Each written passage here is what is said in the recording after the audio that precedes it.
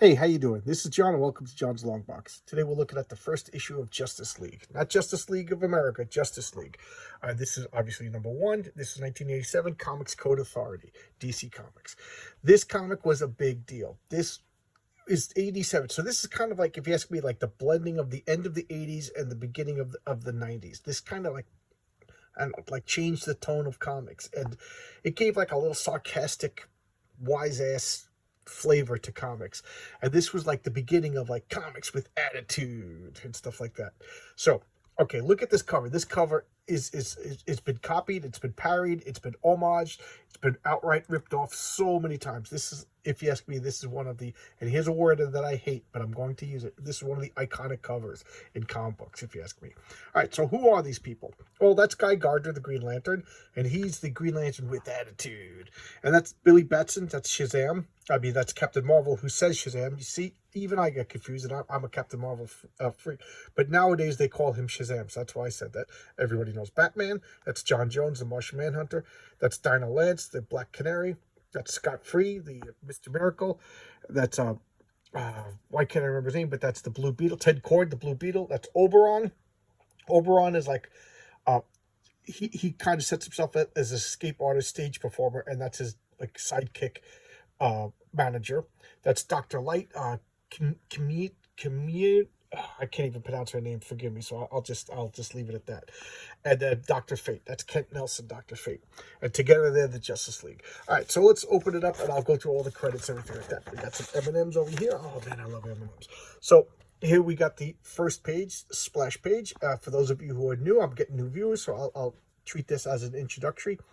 For those of you who knew, a splash page is usually the first page of a comic, and it's usually one panel. Well, it has to be one panel to be a splash page. So, and it sets up the tone. You see this color thing over here? If you look at the comic from the top, you can see pink. That was this before the comic book stores in magazine stands and newsstands, stuff like that.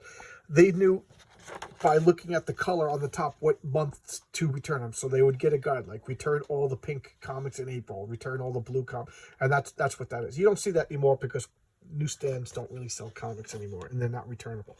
So let's look at the credits. We got Keith Giffen, plots and breakdowns. So that means he comes up with the idea and he does a rough layout in pencils. Then we have Giffen and DeMatteis. They're doing the full script. So, and then you know what that means. They're the writers. Kevin McGuire is the penciler, so he goes over the breakdowns and turns it to not finished art, but like a real art that can be inked. Which brings us to Terry Austin. He's the inker, so he actually takes the pencils, covers it with ink, and it turns it into a black and white version of a full comic book. And I love Terry Austin. We have Gene D'Angelo, the colorist, Bob Lepine, the letterer, Andy Helfer, the editor. So the colorist, you understand what the colorist does. And this is before computer coloring. You could tell by, in the black, you could kind of see like it looks a little different. That's because the green kind of overlapped and it came out a little thicker over there. And letterers, they put the words in it. So there you go. And this is called the indicia. Again, I'm treating this like as if you would know. What is the indicia? That's where they have to put all the legal stuff. So it tells you the actual title, the number, who published it, the address of the publisher if you need to contact them, and this sets up requirements for postmasters, for subscription, trademark, and copyrights. So if Justice League ever got into a copyright dispute, they could use this. This is all like legally binding or whatever. Okay, so here you have Guy Gardner. He's the first one to show up at work at the new Justice League headquarters. And they got these teleporters, and here comes Black Canary. And look at this haircut. To me, it was inspired by Marky Post in Night Court. That's the Marky Post hair. And speaking of hair, this is Guy Gardner has the worst haircut in the history of comic books over here. It's like some weird ultra mullet. And then we got Scott Free. Who is Scott Free? He is from Apocalypse. Well, actually, he's from New Genesis, so he's actually one of the new gods. So, like, physically, he's vastly powerful, and he's the son of Highfather, and he was given to Darkseid as a treaty. They swap sons like political prisoners. So Orion grew up in New Genesis, and Scott Free grew up in Apocalypse. And of course, Darkseid took delight in torturing him, and he learned to escape, so he became the world's greatest escape artist. And then this is Oberon, like a carny that helps promote him, and he's the manager, and then sets up his day-to-day whatever. So they became, they're like a Batman and Robin together, although Orion doesn't usually dress up in costume and fight crime. And then we have Captain Marvel. I love Captain Marvel. And John Jones, Blue Beetle, they're all just showing up for work at the and his Suicide Squad. I showcased that. They showed up for work at the reformed Justice League. And so John Jones, look at this is the immediately preceding era with the Commander Steel, Gypsy, Vixen, and Vibe, and he turns it off because that whatever. I never got this. I don't know how this ended. He looks sad. I think Vibe and Commander Steel were killed, so that's why he looks sad. And I got to pick it up. I really should. It's a historic run that I know nothing about. For those of you who may not know, I picked up a few DC comics starting around 80, 81, but I didn't consider myself a DC comic book collector till after the Crisis on Infinite Earths, which was, 84, 85? So this I missed out on, although I did have some DC comics that I collected before the Crisis, notably Infinity Incorporated and Teen Titans. So there's full disclosure on my DC knowledge around this area. But this, I was full gangbusters. I was getting almost everything DC at this point. And there's, Green Lantern calling everybody to order. And now we have DC. And Maxwell Lord. So who's Maxwell Lord? Well, he literally was like a business mogul who wanted to fund the Justice League. He was originally modeled after Donald Trump. There's no other way to describe it. And so he's like the Justice League doesn't know it at this point, but he's like the money behind, or he's the power behind the throne of the Justice League, whatever. And Guy Gardner is notoriously an ass, and he's already bucking heads and fighting. You sexist pig, or whatever. You can't have a woman be in the charge, and blah blah blah. And they're fighting, and here he is brushing away over on like a bug, very condescending. And he goes to fight him, and he's smiling. I have to say, Kevin Maguire, excuse me, his artwork got better and better and better and better to the point where he, to me, is one of the best people with facial expressions. So good. And at this, Keith Giffen was always kind of like a little bit silly. I think James DeMatteis was a little bit more spiritual. And together they worked. They something about them, like, I don't know, like hydrogen dioxide. You put it together, you get water, something we all need. To me, better than, but I don't know. That's a silly metaphor. Forget I said it. But all I'm saying is one element plus another element, you get something completely different. And that's what I think happened to Keith Giffen and J.M. DeMatteis. Just so good. And I like them both individually. Here we have, I showcased one issue of the Young All-Stars. I am probably the only person in the world who has a full set of this. It still remembers this, still talks about it fondly. It's such a memory hold comic.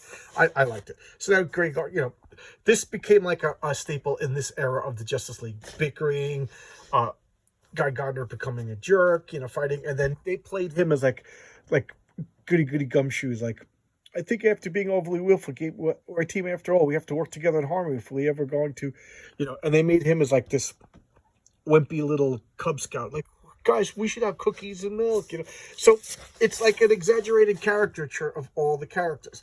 Batman shows up, completely humorous, takes over everything with the glare, which is pretty Batman. But like I said, every one of these characters is their character, but their traits are like amplified. So Guy Gardner is a jerk, so he's the ultimate jerk in this comic.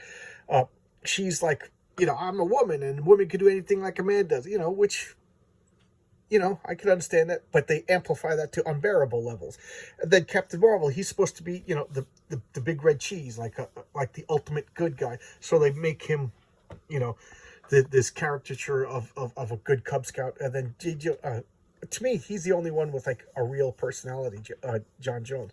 And then he's supposed to be mystic and aloof. So he barely talks. He doesn't give any explanations. He disappears and stuff like that without them talking. And then here's, Batman, he just walks in. He sees that Guy Gardner's causing a problem. He goes, sit down. And then he does. And I don't know. I love the cock shoulder. To me, I really do like the way he draws Batman. That is just, look at that panel. You get rid of everything else. That is such a cool Batman drawing. Okay, now shall we begin? And here's Batman. We're gonna keep a low profile. We're all new. You know, we already started bickering. We're gonna keep it until we become a cohesive team and stuff like that. And they're all adding their suggestions. And of course, cut to the UN. And ladies, she's in the bathroom, and I want to see if her name is written out because I know I'm gonna pronounce it wrong. But this woman, she has a Justice League, whatever they call it, summoning device. Justice League. Answering whatever, and she was given it, but that's the mystery. Batman assembled this team, but Batman didn't give it to her. So how did she get one? So that's like the mystery. And of course, look at these stereotypical, whatever guys. They're gonna take over the UN. These three jerks over here, and of course they're. I don't even want to say what they have planned for her. And then, like, we don't have time for this, stop being this, and whatever. And now they have a hostage, and they're going to shoot up the UN. So she turns on the signal device, and then they tell her to sit down. And look at this flash. This was a weird Jackson Juice. I used to say Jackson Geis, but I've heard other people on YouTube channels say Jackson Juice. So, I don't know. Is that his name? Larry Malstead? Mike Barron, this was a great run. Great run on the Flash. I should showcase this. So now they seen the trouble alert. They got a high priority at the UN, and Batman's like, oh man, I didn't want to go right to the UN as I knock everything over. But they got to. They're the good guys. So here they are. They ride in the Bug. I love the Bug. Ted Kord. Steve Ditko creation, the same guy who made Doctor Strange and Spider-Man.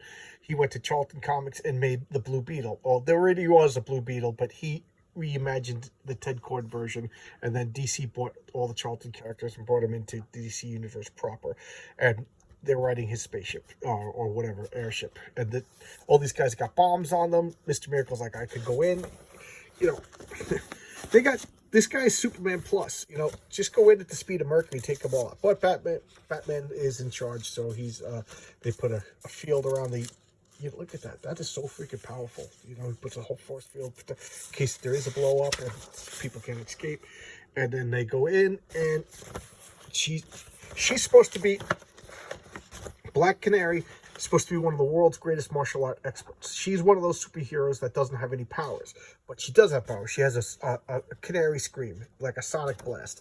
She lost it a couple of. I don't know if she lost it yet. I'm gonna get my time mixed up, but she lost it. She was like horribly abused by some horrible people, and she temporarily lost her sonic scream powers for like, I don't know, I want to say like 10 years or so.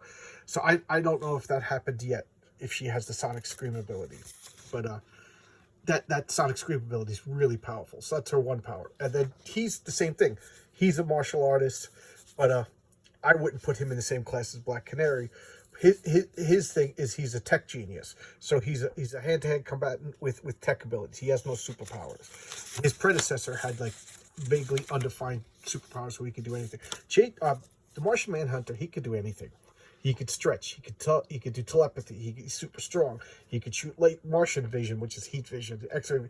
This guy is like almost every superhero put together. So this guy could have taken out everybody altogether. He could shape change. He could turn invisible. He could change his density. Man, he's one of the most powerful superheroes ever. And here's Batman and what is that, Mr. Miracle observing. And see, he's invisible. He's talking to the hostage. They don't know who she is yet. And Batman's spooking everybody. There's a flashbang. And Green Lantern could just take out everybody. I mean, they're all the humans with guns. And they see that they're armed with detonators. And Batman's like stalling for time. Of course, Guy Gardner just wants to go in and smash everything. There's Maxwell Lord giving his 2 cents, talking about the thing. And then what happened was they cut to Batman, like, intimidated everybody, talked everybody out. This guy's picking up a gun, and then they cut, and he ended up shooting himself in the head.